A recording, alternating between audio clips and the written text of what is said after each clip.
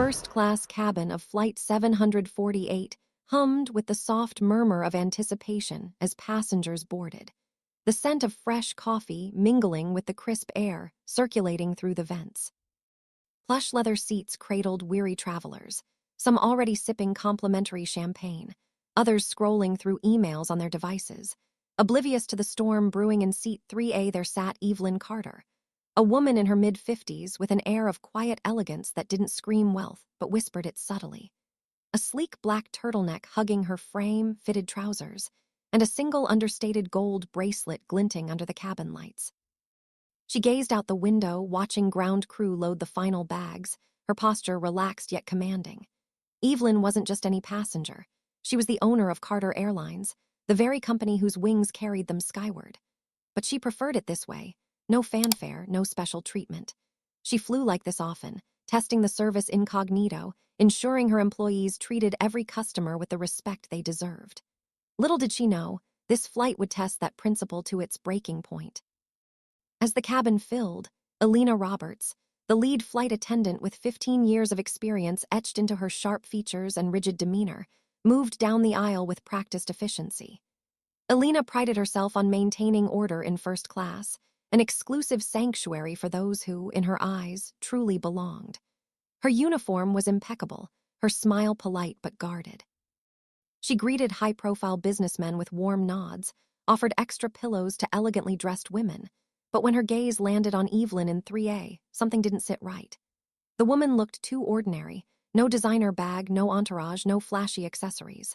Alina's instincts, honed by years of spotting upgrades or mistakes, kicked in. She slowed her steps, eyes narrowing. "Excuse me, ma'am," Alina said, her voice laced with feigned politeness as she stopped beside the seat. "I need to see your boarding pass." Heads turned subtly. A few passengers paused mid-sip, sensing the undercurrent of tension. Evelyn blinked, unfazed, and reached into her bag without a word, handing over the pass. Alina scanned it, first class, seat 3A, everything in order, but doubt lingered. "Are you sure this is your seat?" Alina pressed, her tone skeptical, as if challenging Evelyn's very presence. Evelyn met her gaze evenly. "That's what the ticket says." The exchange hung heavy, Alina's fingers gripping the paper a beat too long before relinquishing it with a clipped, "Enjoy your flight." She turned away, but the seed of suspicion had been planted. An hour into the flight, as the plane cruised smoothly at 35,000 feet, passengers settled into comfort, movies playing on screens, meals being served, the earlier awkwardness forgotten. Evelyn sipped her water, lost in thought, reviewing company reports on her tablet.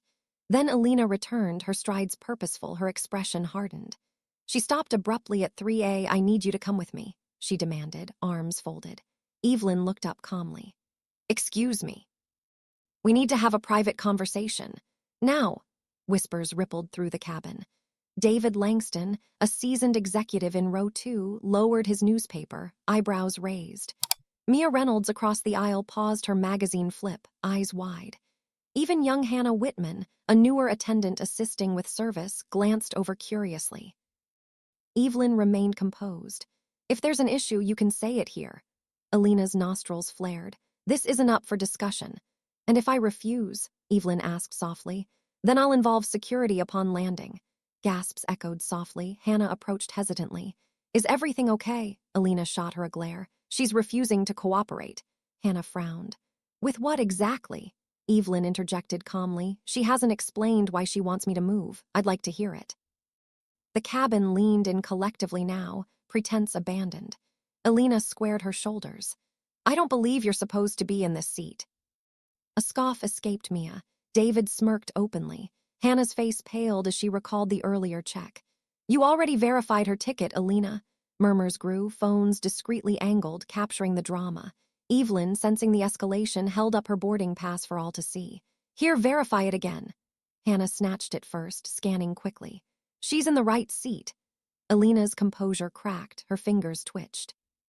In a fatal misstep, fueled by stubborn pride, she reached out and grabbed Evelyn's arm to pull her up.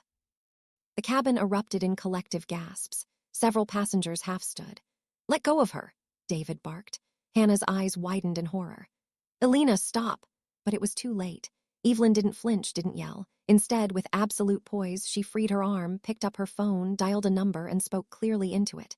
Gate control, this is Evelyn Carter, owner of Carter Airlines. There's been an incident on Flight 748 involving a crew member assaulting a passenger, me. Silence crashed over the cabin like a wave. Eyes bulged. Breaths held. Alina's face drained of color as realization dawned. She hadn't just questioned a passenger, she'd manhandled the boss. The fallout was swift and merciless. The captain was informed mid-flight, relaying instructions to isolate Alina in the crew area. Passengers buzzed with shock, some applauding Evelyn's calm revelation, others filming the stunned attendant being escorted back. Word spread like wildfire on social media even before landing, clips going viral. Flight attendant grabs airline owner thinking she doesn't belong in first class, instant regret. Upon touchdown, security met the plane, but not for Evelyn, for Alina. Flanked by officers, she was escorted off, her career unraveling in real time. Passengers watched from windows, some shaking heads in disbelief, others cheering subtly. In the terminal, Evelyn waited calmly near the exit, no anger in her stance, just quiet authority. Alina approached, escorted but alone in her shame. Their eyes met. "You're leaving so soon?" Evelyn asked, voice even, almost gentle. Alina swallowed, speechless. "You still don't understand, do you?" Evelyn continued. "This wasn't about a ticket error. It was about judgment, assuming I didn't belong because I didn't fit your idea of what first class looks like. You didn't see a customer, you saw someone to put in their place." Alina's chest tightened, the truth pierced deeper than any firing. Power isn't in controlling others, it's in treating them with dignity, no matter who they are. Evelyn paused, letting it sink in. "You lost more than a job today. You lost the chance to be better." Evelyn turned, stepping into her waiting car, leaving Alina to face the consequences alone. A cautionary tale echoing through the industry. This wasn't revenge, it was accountability. In a world quick to judge by appearances, Evelyn's story reminds us, respect everyone because you never truly know who you're dealing with. Assumptions can cost everything: careers, trust, self-respect. Think about it. How many times have we judged someone based on looks alone? Alina's rigid worldview blinded her to reality, turning authority into arrogance. But Evelyn's grace under pressure, that's true power, staying calm, revealing truth at the perfect moment, and choosing education over explosion. It's a lesson in humility, kindness, and the dangers of bias. Imagine if Alina had simply been polite from the start, none of this happens. Instead, one grab changed her life forever. This gripping tale shows why we must treat every person with respect, from the ground crew to the CEO in disguise. Life's too short for snap judgments. Kindness elevates us all. Evelyn didn't need to flaunt her status. She let actions speak. And in the end, justice prevailed without bitterness. What do you think? Was Alina's instant karma fair, or should she have gotten a warning? Could better training prevent this? Drop your thoughts in the comments below. We love hearing from you. If this story moved you, hit that like button to spread the message, share it with a friend who needs this reminder today, and subscribe to Real Life Stories Hub for more powerful, true-to-life dramas that inspire change. We're pushing toward 50,000 subscribers, and your support means the world. Together, we can motivate millions to be kinder, wiser, and more empathetic. Remember, you never know who's sitting next to you in first class or in life. Treat people right, rise above judgment, and watch how the universe rewards grace. Stay inspired, stay respectful, and we'll see you in the next story. Thanks for watching.